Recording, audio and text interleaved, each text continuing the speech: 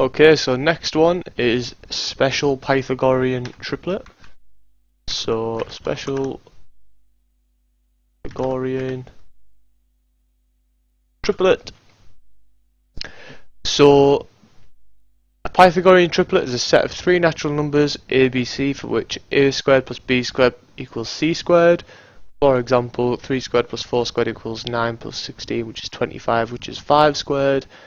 There exists exactly one Pythagorean triplet for which a plus b plus c equals 1000. Find the product a, b, c. So this question is saying we need to loop through something that's going to find these things. We're looking for the one where a plus b plus c is 1000. So I'm quite interested in this one.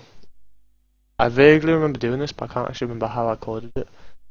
So let's go. So we've got main. Now we're going to need something that loops through values of a, b and c, but I don't want to just be looping through like all the numbers up to 1000. That's probably not a clever way to do it. I'm thinking a plus b plus c. If a plus b plus c equals 1000, then we know if a is 1, b and c could only go up to 999, and if b is like 100 and a is 1, then c has to equal a certain number. So we could say like we could have a equals 1, now b equals 1 and c equals 1. Now we know that c is always going to be bigger than a and b. If I go back to this problem right here, we know c is always going to be bigger than a and b because a squared plus b squared has to equal c squared, so c must be bigger. Hopefully that makes sense to you. Now if c has to be bigger, it makes sense that we iterate c first. Make c big, then when c is too big we iterate a or b. There's probably a lot of clever ways you could do this, but I'm kind of thinking we'll brute force it at first and then I can see about improving it afterwards. So how should we do this? We know the max value of a, b and c is going to be 1000. I would think they're going to be nowhere near this. I would think you're probably going to end up with like 200, 300 and 500, something like that, something in that range. So we say sum total equals 1000. This is the number we're looking for. Now we're going to need some function that checks if it's a Pythagorean triplet. So I'm going to write a new function down here. Define is triplet. It's going to take in a, b and c, and it's going to say a, b, that doesn't look right. Space there, this there we go. So this is going to take in a, b, c, and it's going to say if a squared plus b squared is equal to c squared, return true, else return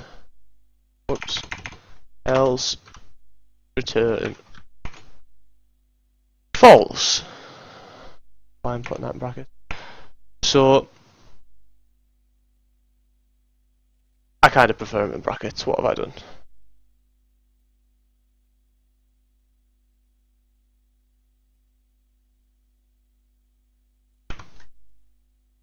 Okay, so I'm going to check this now. I'm going to say I'm going to use the examples for 3, 4, 5. So 3, 4, 5, and I'm going to say is triplet a, b, c. I'm going to print that actually. Print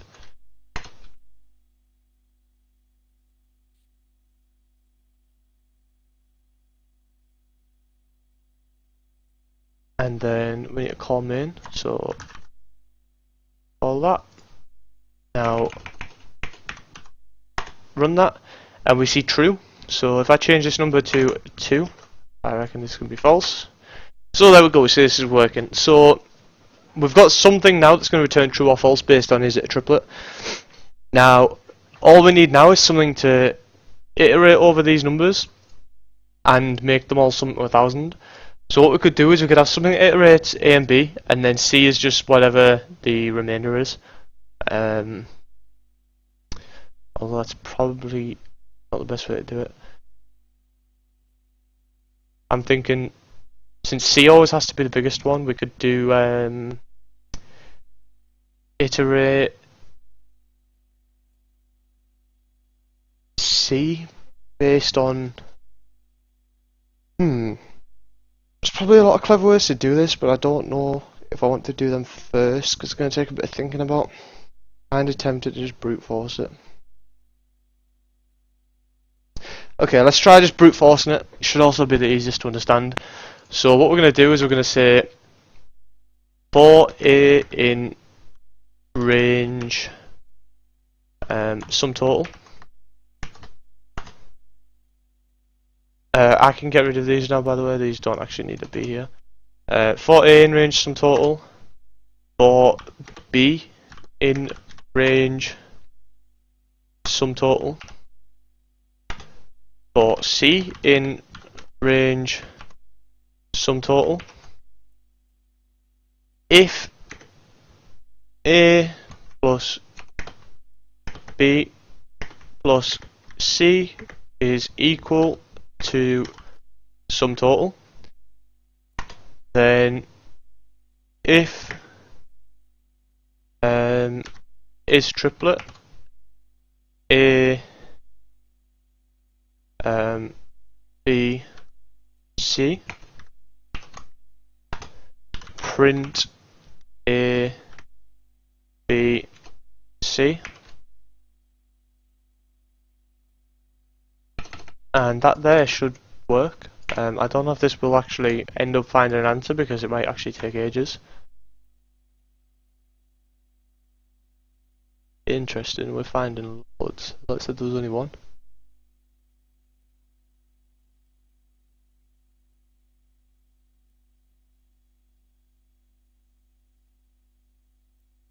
That's interesting.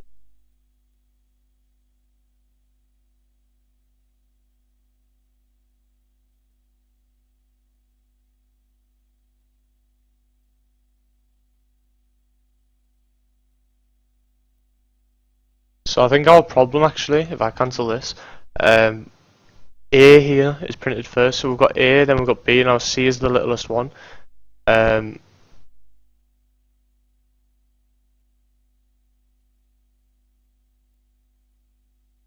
actually not understanding how these are returning true for is triplet.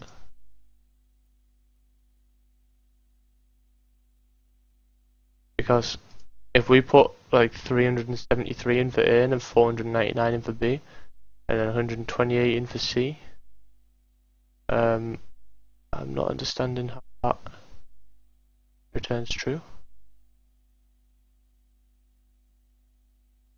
Interesting. Anyway, one thing I actually missed out, and we'll see if it fixes this problem, and if not then I'll have to come back to this. One thing I missed out is that A has to be less than B and B has to be less than C. So this will definitely help us with our computation time. So if I say for A in range, so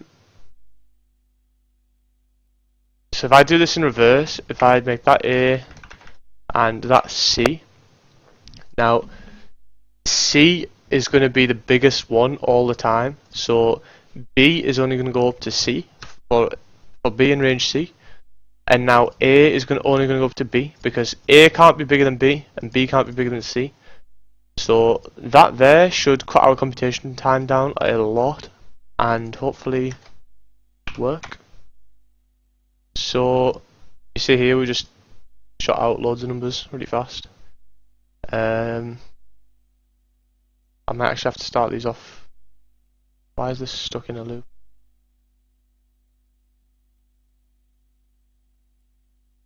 Is it not stuck in a loop? Was it just pausing it or something.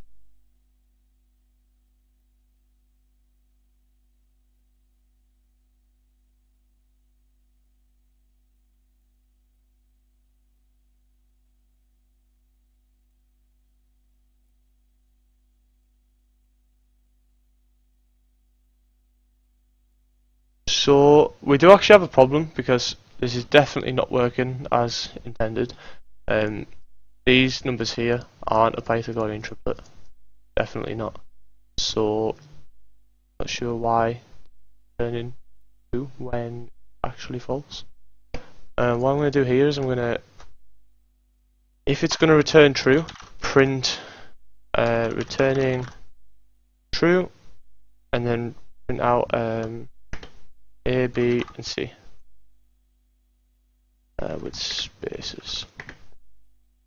There. Why do I keep doing that?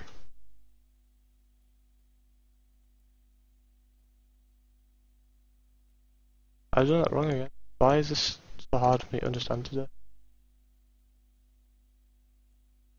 Wow, now it all looks weird. Okay, we're going with this. And fight me.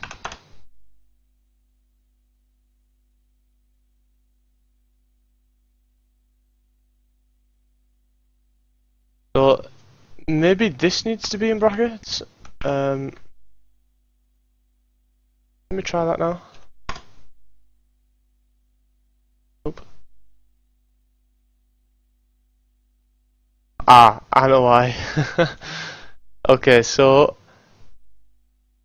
I'm not sure why I use these chevrons, but obviously to do power, you should be using double multiplication. So if I run this now, that's better.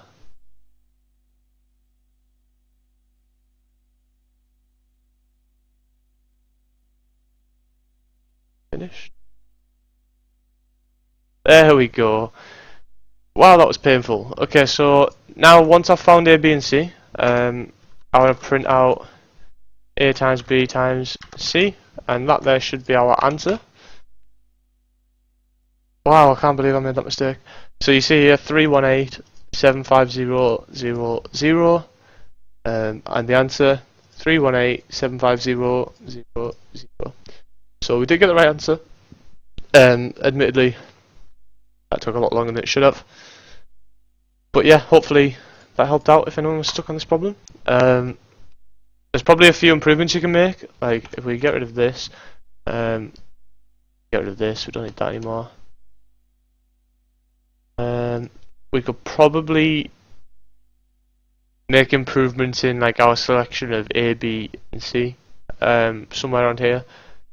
I'm definitely not going to be doing this, and I've said this in previous videos, but I'm definitely not going to be improving on this one. I'm not too interested in doing any more with this. I'm happy to just have found an answer. It is kind of slow, which is quite sad, but yeah. What I'm actually going to do is I'm going to open up the one that I originally did this, because I've not seen it in a long time. I can't actually remember what it is, or how I did it. So I've probably done it in a very similar way, but I'm going to have a look. So the special Pythagorean triplet. So this one right here.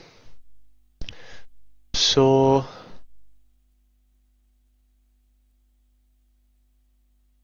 interested.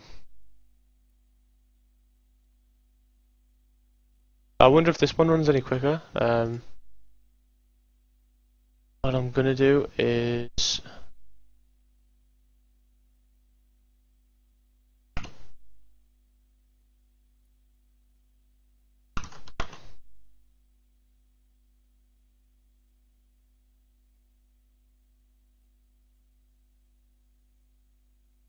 wow, I can't remember this.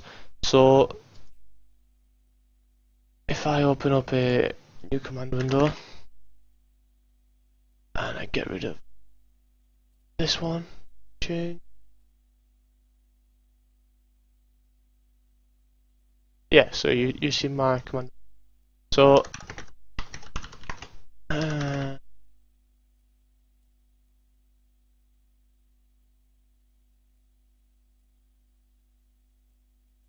whoops, that's not what I want to change to.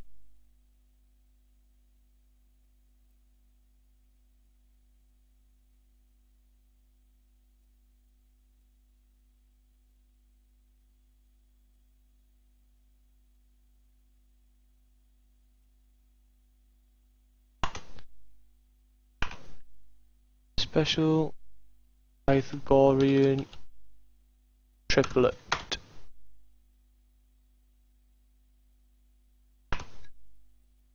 Oh, capitals in it.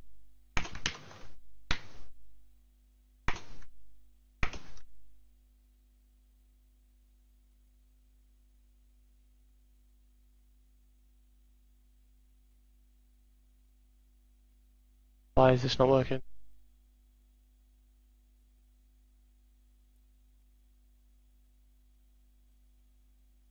I've spelled so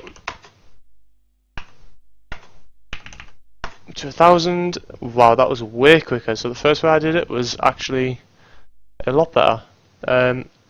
Let's quickly look through what I actually did. So I've took an input for x, and this is obviously 1,000 in our case right here. So I just typed in 1,000 rather than hard coding it in. I'm not sure why I did this, but yeah, maybe I just learned how to use the input. Sure. Input, for anyone who doesn't know yet, just asks the user for an input in the command line. So you see when I actually run this, I get a question, and then I've got to type 1,000 in there and press enter to get it to work for 1,000. So yeah, that's what that does. Now I've got variables here, a, b, and x, and then I create c by. So x is our total. I do total minus a minus b is c. So b is bigger than a, and c is going to be whatever's left to make it to the total. Now b is going to go up to the range of c. See, there's some speed improvements here. Like b doesn't actually have to go up to the range of c, does it? Does it?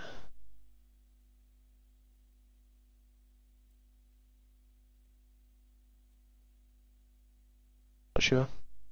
So anyway, b is going to go between 2 and c, and a is going to go between 1 and then b. Then c is equal to x minus a minus b, so we're just reassigning c depending on what a and b currently are. And then we say if a squared plus b squared is equal to c squared. I have no idea why these letters are in brackets. But yeah, if they are, then print them.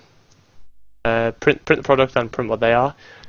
And then loop back through. Now, that seems like it's very, very, very similar to what I'm doing here. Maybe I'm just doing like an extra loop here that I don't need to do. So rather than doing like for c in range sum total, I could just do like c is equal to whatever's left of total minus b and a. That would make more sense, I guess. Definitely make more sense. So yeah, that is what I'm doing here. This is horribly coded. This is actually hard to read and stuff, but that is basically the improvement. So if you're interested in making an improvement on your own, try and code this, but in a nicer way. This is significantly better than the one I did here. But this one obviously has a nice second function in, and has a lot easier to understand logic right here, I think. So yeah, that's it for this problem. Subscribe if you want to see more, like the video if you liked it, and I will see you in the next video. Thanks for watching.